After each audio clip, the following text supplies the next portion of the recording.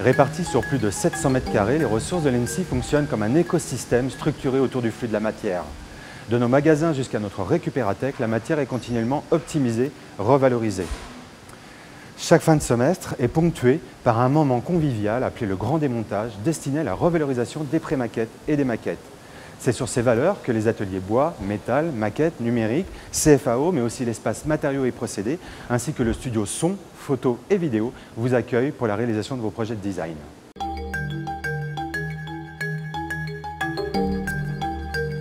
La Procédéthèque de l'ENSI, c'est une grande collection de matériaux et de pièces issus de processus de fabrication très divers.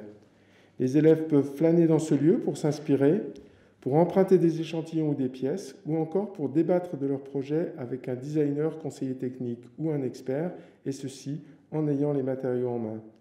Dans cette procédéthèque, il y a peu de matériaux rares ou exceptionnels, mais beaucoup de pièces qui permettent la mise en évidence de la combinaison entre le matériau, le processus de fabrication et la conception de la pièce.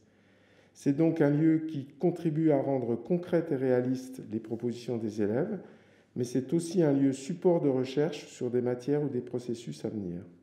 Et tout ceci est placé sous le signe de l'éco-conception, avec une vision toujours en mouvement sur cette question fondamentale aujourd'hui.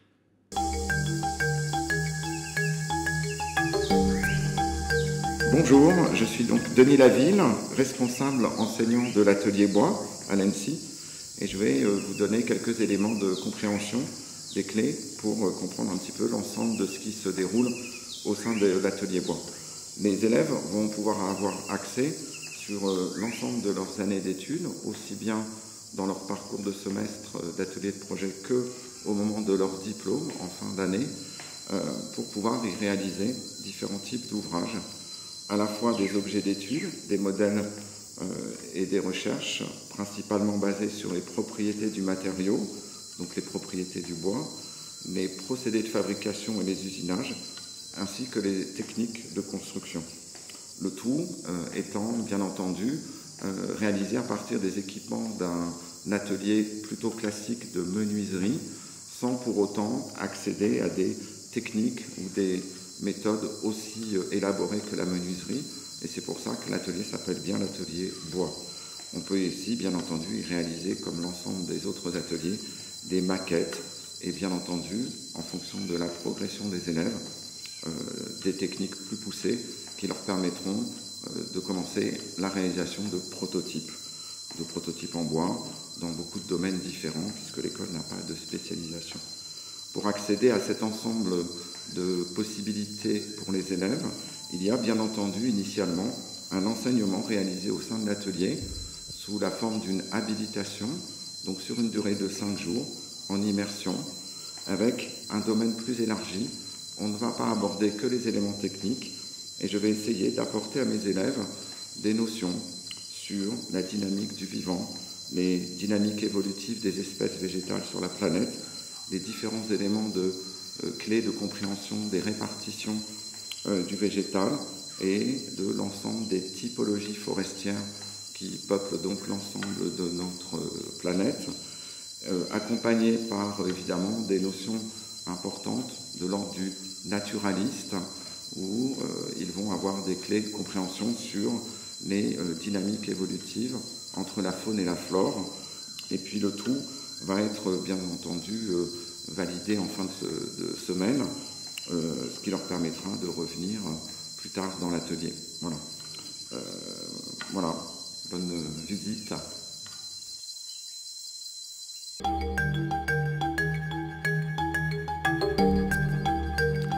Gamin, je me souviens m'être construit un petit bateau, un jouet sommaire, pour ensuite aller l'essayer sur un bassin du square. La coque, c'était une simple planchette de bois, pas très large, posée à plat sur l'eau avec une ficelle pour le tirer. C'est lorsque j'ai voulu mettre un mât avec une voile que l'ensemble a chaviré. Un petit temps de réflexion, j'ai modifié la coque en prenant une planchette plus large et ça a marché. Bien sûr, en atelier maquette, à l'ANSI, on aborde des questions plus complexes. Cet exemple est là pour dire que je ne dissocie pas la construction de la réflexion. La maquette est un moyen agile, relativement rapide, de s'emparer d'une question et d'en comprendre tous les aspects. C'est un laps de temps dynamique pour observer, analyser, comprendre et modifier en conséquence. On peut être amené à redéfinir le projet ou le champ d'action, revoir les ambitions La maquette fait partie du processus d'élaboration.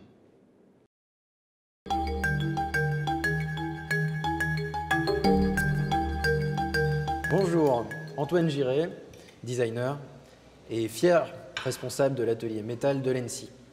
Dans cet atelier, on peut éprouver le concept, itérer avec la matière.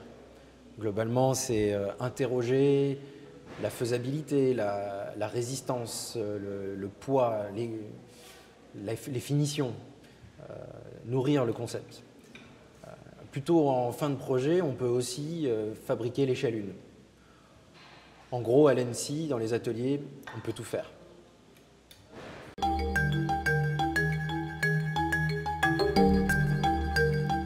CFAO, pour conception et fabrication assistée par ordinateur, c'est un terme assez complexe, l'héritage du prototypage rapide, qui désigne en fait tout un ensemble de technologies de fabrication très modernes. Cet atelier a aussi la particularité d'être transversal. On y travaille aussi bien le bois, le métal que le plastique. Mais le langage commun reste la 3D. C'est un peu notre médium de communication.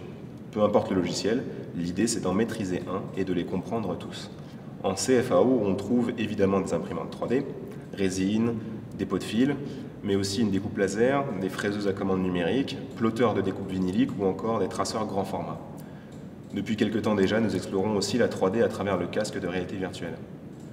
Tous ces outils sont à la fois des process de fabrication, mais aussi des outils d'expérimentation, permettant de nombreux allers-retours entre le dessin, le concept, et la réalisation, le concret, avec son lot de contraintes qui nous amènent au monde réel, la gravité, l'échelle, la densité, le poids, la résistance mécanique.